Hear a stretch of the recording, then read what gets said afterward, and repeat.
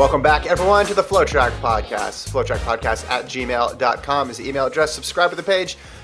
FloTrack Podcast YouTube page. Gordon is out today, but joining me, former All-American from Texas A&M, current Milesplit employee, former FloTrack compatriot, Olivia Ekpone. How are you, Olivia? Oh my gosh, Kevin, I am great. How are you doing today? And thank you so much for having me.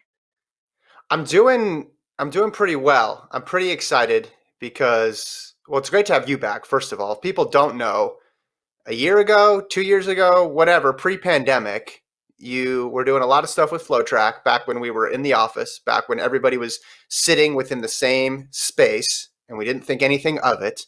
And then we covered some meets together, which was super exciting. You did some sideline for us, which was awesome as well. We were in Sacramento. We saw that dramatic Houston baton drop together. We were in the booth for that. NCAA outdoors. I'm just going through a memories. You smoked Lincoln in 100 after the. Actually, it wasn't even 100. It's like a 60. 60, After the meet, yeah. one year when it was about. The humidity was probably 190% at that point. So this is bringing back good memories. And now you're working with Milesplit. You've been working with Milesplit for a while now. You've been able to travel a bit though, right? Have you gone to some meets? Yes, I've been at the Virginia Showcase, Adidas Indoor Nationals. Those were both in Virginia. I've been to Las Vegas. So Mhm. we've been able to travel just a little bit, and now things are starting to move a little bit quicker. So yeah, I'm just really excited to see these athletes are really rolling, I must say. There has Yeah. been no doubt that they've been putting in all the hard work, and we're now seeing it. So, which has been awesome. Yeah. Before we get into the topic of the show, I want to talk about obviously the DK Metcalf running attracting a fair bit of attention, and I want to get your opinion just on the sprint scene in general and some high school state meets this weekend as well too. But were you surprised, like from an athlete's perspective, that people came out so ready to run and so hot? Because for me, I thought there might be a little bit of rust coming back, but when you talk to the coaches, you talk to the athletes, it seems as if the layoff just allowed them some time to get set and maybe fewer races is actually better. What was your thoughts on just how the athletes came out of lockdown and canceled seasons? Well, Kevin, you kind of just hit it on the nail. It was just, on the Milesplit team with Corey and Brian, myself, we were having conversations of just what are these athletes going to do? And especially during the pandemic, a lot of them did not have access to a weight room. Like just imagine it from the high school perspective where they're getting their weight room, they're getting their coaching from the high school. And so for a lot of us, the big question was what's 2021 going to look like? What is going to happen? But to be honest with you, I was completely mind blown. I've talked about this a lot on our On the Line podcast, where I'm just so impressed with how these athletes have just been putting in the work. There's been no doubt that they've been going through passion and being disciplined and just being focused and keeping their goals in mind throughout the Mm-hmm. course of all of this. They knew competition was going to happen. It was just a matter of when. So a lot of them were thinking, hey, I want to be ready when it's time to go. And we're seeing it now. So personally, I was a little nervous about how the season was going to look, how these athletes were going to come about. I was expecting a lot more injuries than what we're seeing. And so far, nothing has been really out of the blue, but I've been really impressed Mm-hmm. with how these athletes have been showing up for sure. It's almost like they needed a rest, and I'm wondering long Yeah. term if coaches and athletes now reconsider scheduling, reconsider rest, because everyone's really extolling the virtues of we had an uninterrupted training block. I know that's not actually possible because you have to go to meets and you have to compete, but it's just interesting. I thought, at least from a technical event perspective and a sprint perspective, you'd need a lot of races to get sharp, but that hasn't borne out really, at least not in the results that I've seen. Yeah, exactly. I have to agree with you. I think it's going to be really interesting to see what's going to come about within the next several weeks, next several months, because like you just mentioned, a lot of these athletes have had to take this time focus. And I think it's just kind of great sometimes to just take a self-care time, and Mhm. just using that time to really reflect on what they want to focus on. I think just having that atmosphere has been also very helpful for the athletes as well. Mhm. All right, DK Metcalf, Seattle Seahawks wide receiver. He had that viral NFL moment where he chased down Buda Baker of the Arizona Cardinals and stopped a pick six. That led to all sorts of speculations about how fast this guy could run on the track. But unlike every other guy we've speculated about in recent memory, he's actually going to put on spikes and he's actually going to go do it, Olivia.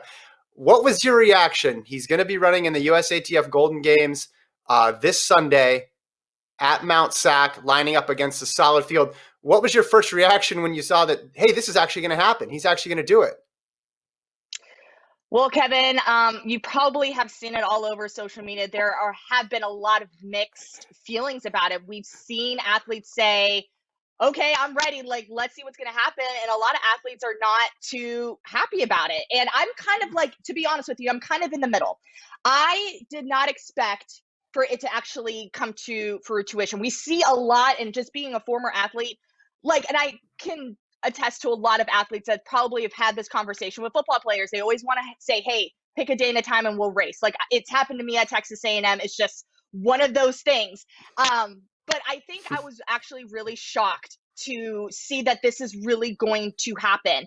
But my thoughts behind it is I'm actually really excited. I'm excited to see we're finally, I don't want to say put to rest because I feel like we're just going to have more conversations about this, but it's track speed versus football speed. Like, we're actually going to be able to see it. And I don't know if you had a chance to look at Lolo Jones's post on Instagram, but literally all of her comments is how I feel. It's just, I think it's great to see this competition really arise, and he's going to have great competition there as well. I don't think he's going to win. I want to put that out there, but I think it's going to be a very interesting matchup for this race. Yeah. I mean, if he won, I think track would melt down as a collective whole. Yes. I give him credit. Because he's actually doing it. Actually, no one's just posting online. No one's speculating about it anymore. It's I'm going to line up, I'm going to put on spikes, and I'm going to do it. So as a track community, I get it. Everybody's a bit territorial. That makes sense. You want to be protective of your sport. But at the same time, what always happens, Olivia, when someone does something fast in another sport and everyone says, well, he could beat Bolt, everybody jumps in the replies and everybody says the same thing. Yep. Well, put on spikes and find out. Show up to a meet and find out. Well, Metcalf's actually doing that. So I give him immense credit because, listen, nobody wants to be beaten. No athlete wants to be beaten in any sport, right? That's the nature of a high-level athlete, is they're very competitive. Nobody wants to be embarrassed. So he's putting himself out there. I wonder, though, because you read some of these articles, he's clearly interested in pursuing this. He's mentioned he communicated with USATF about getting in this meet. He has to have some idea how fast he is, right? Which is an interesting part of the story. He didn't run the 100 and 200 in high school, right? He ran the hurdles. Right. He jumped. There's been some video of him running relays. But he has to have some sort of idea of how fast he is. So he has to have some sort of idea where he would fit in the pecking order in this meet. And he's still agreeing to do it, which makes me think that he's going to be able to hold his own. Now, he could just be incredibly confident, and he wouldn't be the first pro athlete to be incredibly confident. But that jumped out to me as well, too. The fact that, hey, it's not like he's jumping in a random all-comers meet. He's not jumping in an Olympic final. He's not jumping into a Diamond League. But he's in a race with Ronnie Baker, Mike Rogers, Cravon Gillespie, Kyrie, a lot of sub-10-second guys that he's going to race against in Mount Sac. Yeah, he's probably very high with his confidence right now. And I think we're starting to see that a little bit. And like I mentioned, I'm really excited to see just how, not only for the athletes, but how when it's all lined up, how it's actually going to play out. I think it's going to be really exciting to see. But speaking of that, I want to put this into context. And again, with him being a football player, he has his pads. Like, he's probably going to feel a lot lighter. So he's probably taking that into consideration. He's going to be having spikes. Not too familiar with like the weight of a football cleat versus a track spike. I'm assuming a track spike's probably a lot lighter. So he's probably thinking about all of this in the back of his head. Like, okay, if I can run this fast on the football field, I can kind of carry that over. But one of the things I want to mention is, and I think from a lot of athletes' standpoint is, it takes a lot, there's a lot of technique that's involved in sprinting. It's not just putting on some spikes and hitting the track. Like there's a dry phase we have to train. Like imagine all the years of Usain Bolt training and how long it's taking him to break, you know, these world records. And he has a lot of talent. I know we're not talking about, you know, DK running a Usain Bolt time, but just to put into perspective, like these are athletes that train for this year round, all the time. They bleed it. They have so much passion. And so I think it's just going to be, I wonder if there's going to be a lot of trash talking when we get on this starting line, but it's going to be really exciting to see. But Kevin, I have a question for you. With all of that being said, there has been a lot of questions now and predictions of what he's going to run. So how fast do you think DK is going to run on this at this meet? I think I'm on the more ambitious side of things. I think I'd put the over-under at 10.35 for his 100. Conditions being all equal. I think he might get a guy or two because you've been in enough sprint races. You know, sometimes people just have a bad one, right? And he could be that guy who catches a bad one in this race. I want to ask you in a second about the technical challenges of starting and how difficult that is to do. But I would think, yeah, I mean, mid-10s I think is perfectly reasonable. I think if he ran anything faster than 10.2, that would be a phenomenal performance by him. He's 6'4", so he's really big for a sprinter. We look at Bolt, 6'5". Obviously, things worked out pretty well for Usain Bolt, but he is the exception. He's not the rule. What sort of time do you think is possible? Great question. I'm kind of on that same playing field that you mentioned. I love ranges. So I was thinking on a good day, if he is like on point with everything, I give him about a 10.3. I see him running between anything between a 10.3 and a 10.5. That is my prediction. Yeah. And Corey and Brian will tell you I'm a range kind of person. I'm not someone that's going to drop you a point on point time, but that is where I think DK is at. Probably between a 10.3 and a 10.5. Because I know the speed is there. But like I mentioned, the track speed is different than football speed. So that is where I think DK is going to finish off at. Fair. Okay, so tell me, a start. How long does that take to come together? He hasn't run track in 5 years. I'm assuming he's been let's just assume, for the sake of argument, from 2016 up until a couple months ago, he did not do any block starts because he did not run track in college. I'm assuming before Seahawks practices, he wasn't pulling the blocks out there with Pete Carroll and saying, hey, let me do some block starts before I run these routes. But let's assume a couple months ago when he got this idea, he did start doing starts. A start is such a huge part of a 100-meter race. How long does that take to come together? How good can you get in a start in just a few months? That's a really great question, Kevin. And I think it's honestly a very tough one to answer because when it comes to sprinting, that is essentially the race. And you mentioned Mike Rogers is in this race. This is a veteran in the sport. He's probably one of the fastest gentlemen we have seen in the sport of track and field to come out of the blocks. So now you have someone that focuses on blocks all the time versus DK, who probably has been doing it, like you said, for the last several months. But another thing that I'm taking into considerations when you think of the combine, right? When they do their 40 yards, like they have to be at, you know, a 3-point, they are starting still, they're starting down and they explode out. It's different when you have blocks behind you because we're not at a 3-point. You have your feet in the blocks, you have your hands down on the track. How is he going to react? Because in a combine, but when you come to the starting blocks for a starting race, there's a gun. So how is he going to react? How far out is he going to drive out of this drive phase? And, meters are longer than yards. So it's longer than that. And we all know he knows how to run on the football field. But I don't think it's going to be the prettiest block start. And we're all track athletes here. And we know what a good block start looks like. Like, look at Trayvon Brumell, how he just ran this past weekend. That was incredible. I don't see that happening from DK. I just don't. It's not something that you're going to be automatically be able to get in a few months. It takes years to really grasp how to get out of the starting blocks efficiently with power and with speed. So I feel like he's going to struggle mainly in that block start. He's running against one of the fastest men in the sport at the moment. So that's going to be something he has to take into consideration as well. But one advantage he might have is he's done it before. I don't know how good of a starter he was in high school. Yeah. I mean, he's bigger and faster, or I mean, obviously his body is different than he was in high school. We can assume that.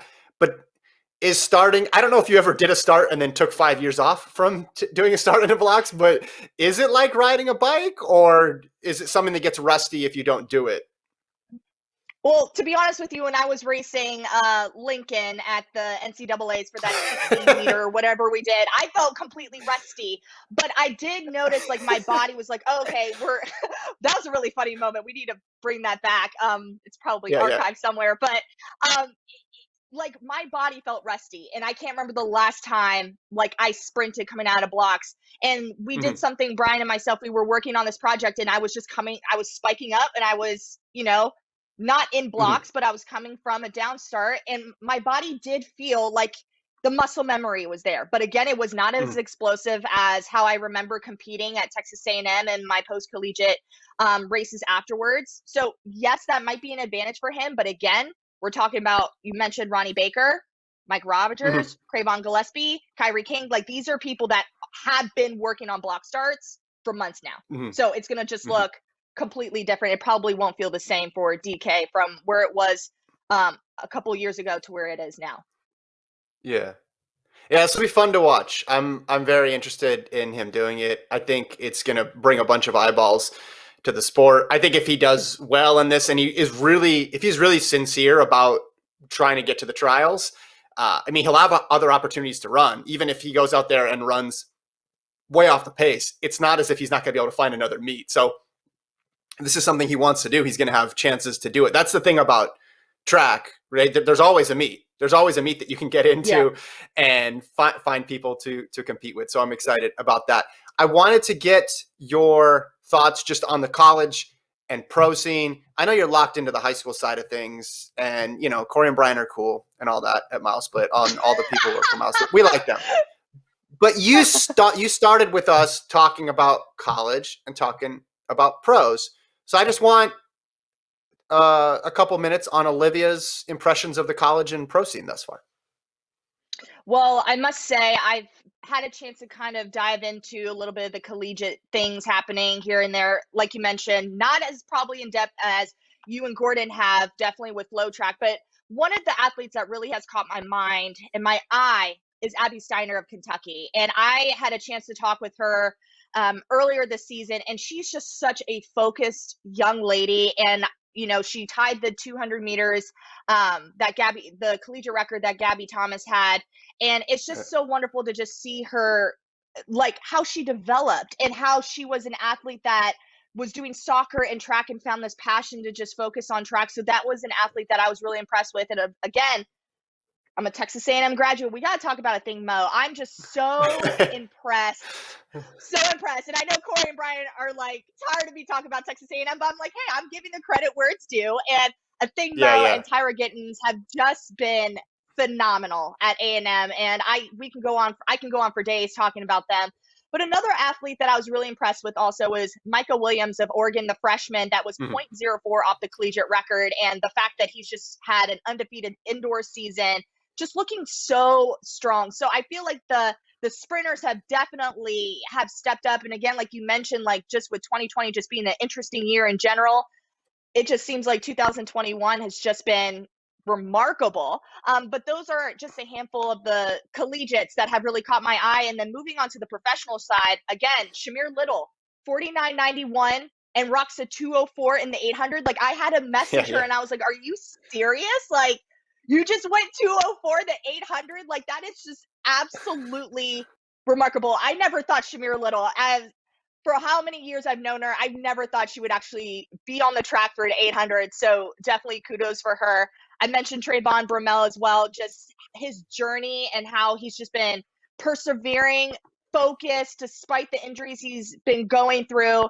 Just an absolutely remarkable story. And then Jasmine Camacho Quinn in the hurdles. I've been Mm. following her on social media as well. Just a phenomenal athlete. And again, someone with just a lot of grit, determination. They're just doing all the things, Kevin. And I'm just Mhm. so impressed with the collegiates, the professionals. I'm excited to see what the Olympic trials is going to look like in just these next couple months that we have leading up to that meet.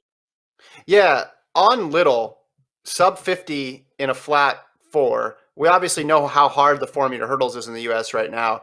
Gordon and I have debated back and forth. Do you think she's going to end up trying to make the flat team and the 400 hurdle team? Ooh, that is a great question. I don't have the inside scoop on that. Knowing Shamir, she is someone that if you give her a challenge, Or is she going to run the she's up 800? for it. Ooh, see now, and then after she ran that 204, I'm like, what is she going to do? Like, there are 3 opportunities for this woman to really make this Olympic team. Like, that is just so mind blowing to me. Like, a 204 is a solid time. Like, that's not slow by any means. So, to be honest with you, I have no idea what's in store. Like, I would not be surprised, to be honest with you, because that woman will accept any challenge that you throw at her. Yeah, it's interesting because with the way the trial schedule works out, the meet's essentially divided into 2 parts.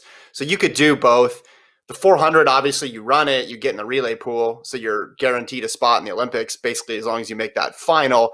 Versus the 4-meter hurdles, where you got to assume that McLaughlin and Muhammad are going to be ready to roll, and then that just leaves one spot in general. Ashley Spencer, Shamir Little, Corey Carter. We all know how tough that team is to make. It was. Little, I think, was one of the stories of the early season, just knocking down her flat 400 PB, and you're just reminded of like, oh, yeah, she's world class in the open 400. She also runs the 4-meter hurdles, but she's world class in the open 400. Bro, what do you think of Bromel's start? Like, it's really good. How is that just reaction time? Like, have you had a chance to break that down at all? I have not had a chance to break it down, but I have had a chance to watch his recent block start. I don't take away the reaction to the gun. That was still a remarkable block start for Trayvon Bromell. His execution of his dry phase, him being explosive coming out of the blocks. It wasn't like there wasn't any competition. That was a meet with Noah Lyles in there. Like he was just not playing any kind of games. He was ready to run. So take away the reaction time. That was still a phenomenal block start. Everything like checked off all the boxes for me, from the power, the execution, low heels, long dry phase. Trayvon Bromell is back. That is for sure. Yeah. He's running like someone who is not worried about his body. He's not running like some people that come back from injury and you can tell is a little more cautious. He's aggressive out of the blocks. I mean, even I can tell that looking from a non-sprint perspective, just someone who's just getting after it. And you're right, he's basically ending these races in the first 20 meters. It's remarkable what he's doing out of the blocks. All right, one last topic I wanted to get to. We'll go back to what you covered now, which is high school stuff. And we have we have 10 state meets, I think, between now and the end of the weekend on FloTrack. 2 of the big ones in terms of sprint performances, Florida, Texas. Pretend that our listeners haven't been following the high school scene. Who are some names that might come out of this weekend? You can just go as long as you want. Who's Olivia's people to watch this weekend from the high school side of things? Okay. Kevin, before I dive into it, I have some breaking news because we had one of the top 2 individuals who actually did not make it to state. So Sam Whitmarsh, who was U.S. number 2 in the 800, did not qualify at regionals. It was just not his race. It just wasn't in his favor that day. It was not his day. Did not make it in the 800. He is the second fastest guy in that event. And then Kamari Terrell, U.S. number 1 in the 400 meters, scratched the 200 meters, did not make it out of the 400 meters at regionals. He's just running the 4x2. So that kind of added a lot of shifts into what this state meet could potentially look like. You have the top 2 runners not being able to make it to the state meet. But on a more lighter note, there are a lot of great things to look out for. And like you mentioned, it will be live on FloTrack and Milesplit. So those are wonderful opportunities for you to plug into, especially with Florida and Texas. But speaking about Texas, I'm excited to see the 4x1s. The record for the 6A is 44.24 for the girls, and DeSoto had that since 2019. And so far, 4 teams have broken 45 seconds, and San Antonio Regan could be the 5th team to do that. But looking at the sprint side, Cameron Dominique Dixon is an athlete that I've been watching over the last several weeks. U.S. number 2 in the 200, 23-29.